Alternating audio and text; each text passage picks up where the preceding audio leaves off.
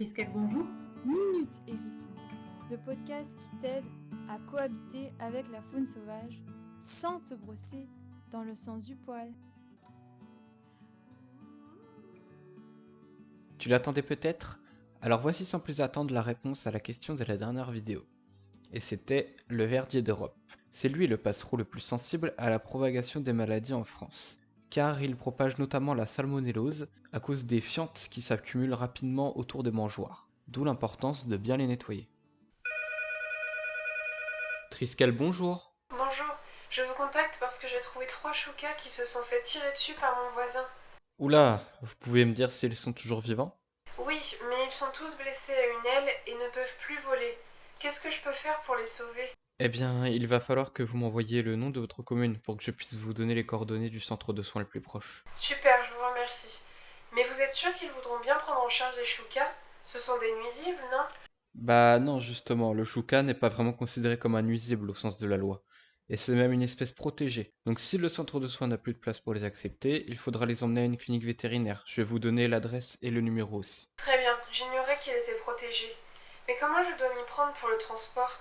Alors le plus important va être de les transporter dans le calme. Le mieux pour ça serait dans une boîte sombre aérée, avec si possible un revêtement doux dans le fond. Mais mon voisin risque de recommencer plus tard. Je ne sais pas ce qu'il leur veut. Comme je vous l'ai dit, le chouca des tours est une espèce protégée, et sa chasse n'est pas autorisée. Donc votre voisin est tout simplement en infraction. Mais malheureusement, c'est aussi un oiseau très mal aimé car il est très méconnu et il est même trop proche des humains au goût de certains. Ah d'accord, je trouvais bien qu'il avait un air coupable. Mais qu'est-ce que je peux faire pour convaincre mon voisin de ne plus s'en prendre à ces pauvres oiseaux? Ce que je peux vous conseiller, c'est de le sensibiliser, en lui apprenant des choses sur les choucas par exemple, parce que c'est en les comprenant mieux qu'on peut les protéger. Mais surtout, ce que je vous conseille aussi, c'est de prévenir l'Office français de la biodiversité, car c'est elle qui se charge des affaires portant atteinte aux espèces protégées. Merci beaucoup. Je vais aller m'informer sur ces oiseaux pour mieux les comprendre et montrer à mon voisin qu'il doit apprendre à cohabiter avec eux. Merci à vous de vous être senti responsable vis-à-vis de ces trois choucas. Grâce à vous, ils ont peut-être une chance de survivre. Alors je vous souhaite bonne chance et au revoir. Merci, au revoir.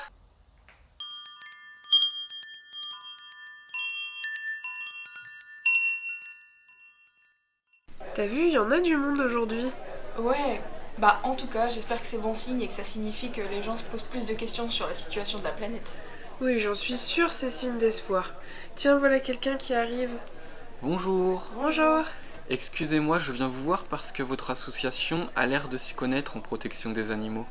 En effet, l'une de nos missions est de transmettre un savoir sur la faune sauvage afin de sensibiliser et responsabiliser le public. Vous voulez des renseignements?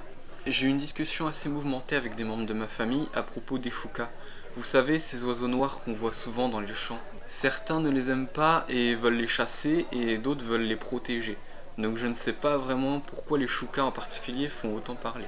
Bonne question. Pour simplifier, les choucas ont toujours été très proches de nous depuis que l'humain cultive les terres. Ces terres sont pour eux un vrai garde-manger à ciel ouvert. Donc les cultivateurs et beaucoup d'autres personnes qui vivent en milieu rural ont rapidement vu le chouca comme un destructeur et un voleur. Ah d'accord, je comprends maintenant pourquoi ils sont autant mal aimés. Mais s'ils sont si nuisibles, alors il faut les réguler davantage, non? C'est un peu plus compliqué que ça. Par définition, un nuisible, c'est une espèce qui cause des dommages sur un territoire, par sa simple présence.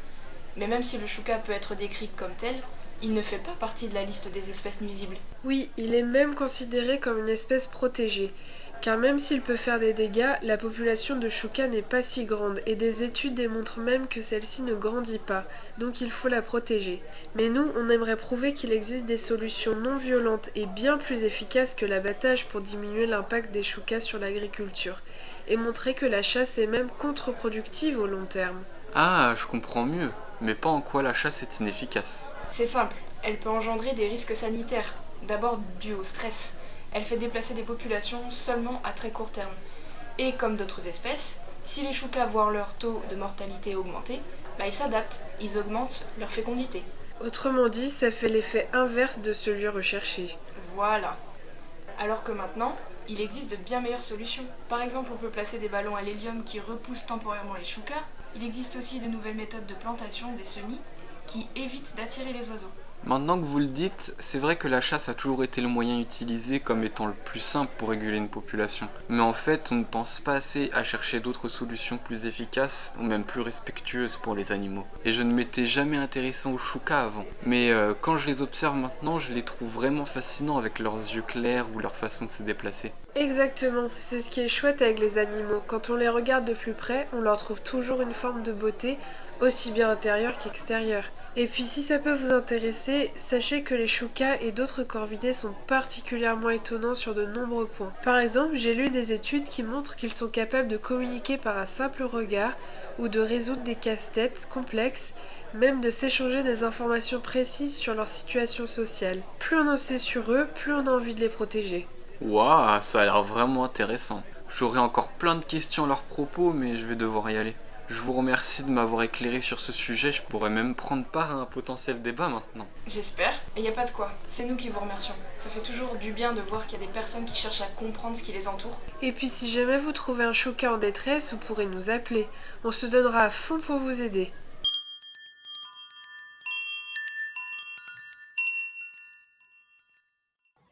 Que faut-il retenir?